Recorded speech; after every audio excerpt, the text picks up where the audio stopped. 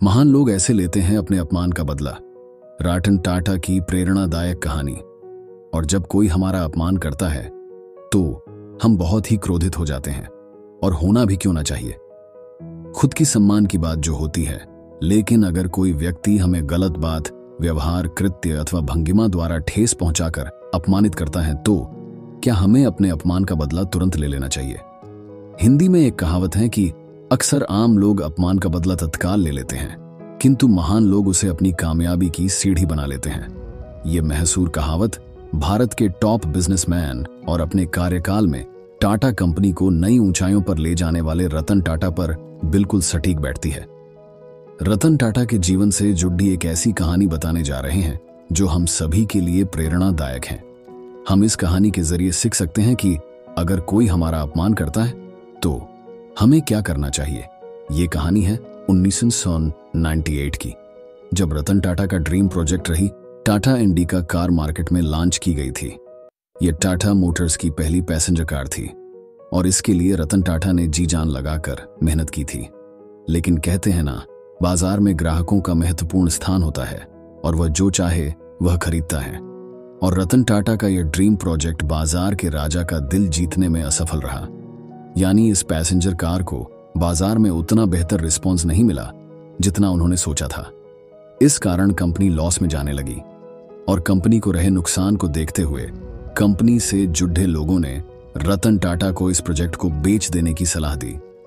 अपनी मेहनत को साइड में रखते हुए रतन टाटा ने अपने सलाहकारों की बात मान ली और उन्होंने अपनी कंपनी बेचने के लिए अमेरिका की कंपनी फोर्ड से बात की।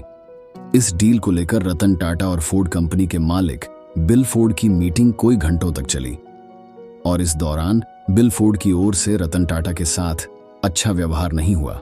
बिल फोर्ड ने रतन टाटा को 2 शब्द सुनाते हुए कहा, जिस व्यापार के बारे में आपको सही जानकारी नहीं है उसमें इतना पैसा क्यों लगा दिया।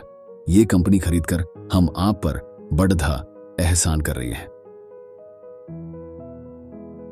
बिल फोर्ड के ये अपमानित करने वाले शब्द रतन टाटा के दिल और दिमाग पर छप गए, लेकिन रतन टाटा ने उस वक्त अपने आप को संभाला। क्रोधित होने के बजाय शांत मन से अपमान का घूंट पीकर इस डील को रद्द करके चले आए। कहते हैं ना, अगर कोई हमारा अपमान करे तो उस वक्त उस व्यक्ति को परखना चाहिए, यानी हमारा अपमान करने वाला व्यक्ति मूर्ख है या बुद्धिमान। अगर हमें अपमानित करने वाला व्यक्ति मूर्ख है और हम मूर्ख व्यक्ति से अपमान का बदला लेंगे तो वह हमें बार बार अपमानित करेगा। हमारी समझदारी इसी में है कि हम चुप रहे। वहीं किसी बुद्धिमान व्यक्ति से अपमान का सामना करना पड़े तो भी चुप रहना चाहिए। हमें सोचना चाहिए कि उसने कुछ सोच समझकर ही हमें अपमानित किया होगा, इसमें हमारा ही फायदा है।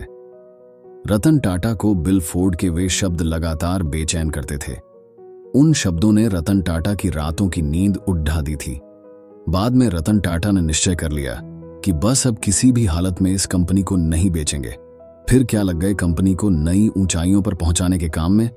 उन्होंने कंपनी को हो रहे लॉस और इंडिका कार को लेकर एक रिसर्च टीम तैयार की और बाजार का मन टटोला। पूरे रिसर्च के बाद रतन टाटा ने सही रणनीतियों के साथ काम को आगे बढ़ाया।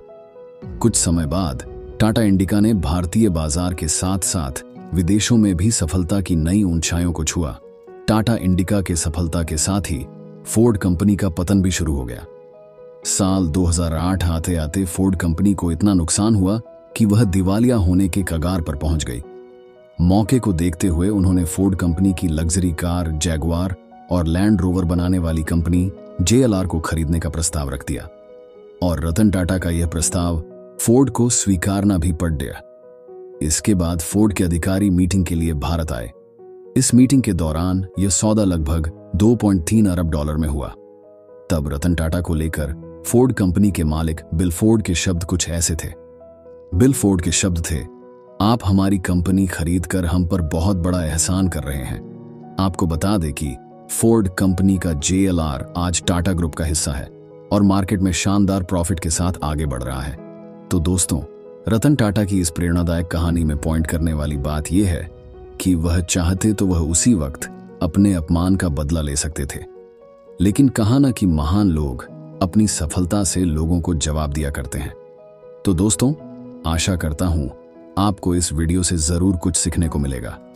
कीमती समय देने के लिए धन्यवाद।